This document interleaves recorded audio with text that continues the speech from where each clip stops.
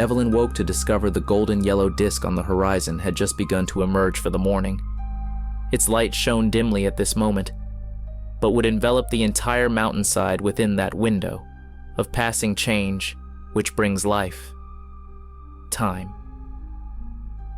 It occurred to Evelyn that this morning was another new day, and yet different all the same. The window of passing change took on a peculiar sensibility. Before preparing a dish for Adam, her very helpful companion, she was compelled for a moment by the invitation to determine some schematic structure upon the reality that repeated every day at this time, a way of clarifying the meaning of things seemingly incomprehensible. Adam, still dreaming, was superior in ways that Evelyn treasured. His very existence made possible for her the amenity of persistence and sustenance. She bore a newling that occupied her for more than 8 moons now, and had begun kicking, showing many signs of the anticipated wonder, healthy and strong, she and Adam had been expecting. Soon, spoke Evelyn. She knew the meaning of this word. Adam, not yet. This short narrative about life and the dawn of language is a whimsical glimpse into something of deep importance to our understanding of ourselves. Let me explain.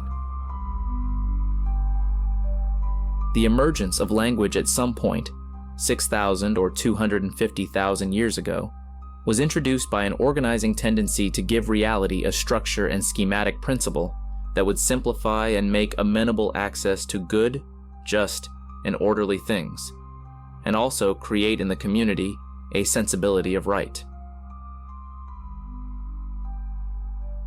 It was woman who uttered the first word, up, or no, or please.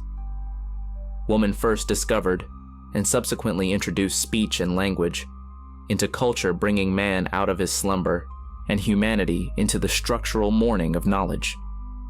Speaking so thus split reality by its very naming, labeling, schematizing, and organizing capacity, and so rendered man from reality, from his being in harmony with nature and non-duality, into a hierarchical plan and state of justice, with solid determinations of that upon which good and bad consist.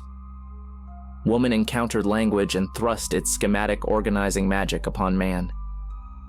Man, in an hypnotic spell of wonder, fell into complicity. Thus inaugurated the grand plan of humanity and everything that has thus ensued. There are the records of Genesis, of course, that support this story, but also the Mesopotamian Enki and his female companion Ninhursag, who helped to render a division in natural order with the creation of knowledge. The Hindu Saraswati, who also shaped reality with knowledge and differentiation from its primordial state of unity in Brahma. The Maori Hineahuone, the first woman who introduces a fundamental change in the world, identified as knowledge. The Mayan Ixchel goddess of fertility that brings duality to the world. The Egyptian Isis, the Chinese Nua, the Incan Mama Oklo, the very name Sophia, too. Is this not that of a woman?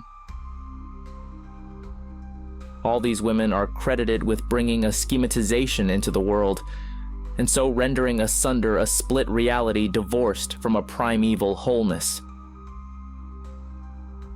The tree of knowledge metaphor is a mere representation of this coming out of the primordial, the state of being in harmony with nature, and into a state of mediated difference, bereft of a once wholeness and unity with all things.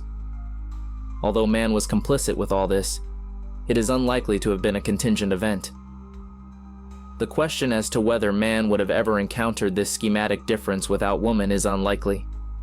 That woman so first discovered language thus, and man followed her, suggests a necessary feminine aspect in duality, hard to discredit.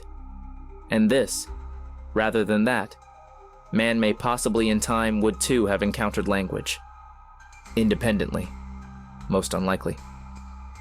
woman invented language, thereby so rendering reality asunder. And ever since this grand ontological event, man, lost, has sought a way, a method, a plan to return this unity of a cosmic order to the world, a path that reckons the once understood totality, a long journey back to the way of things prior.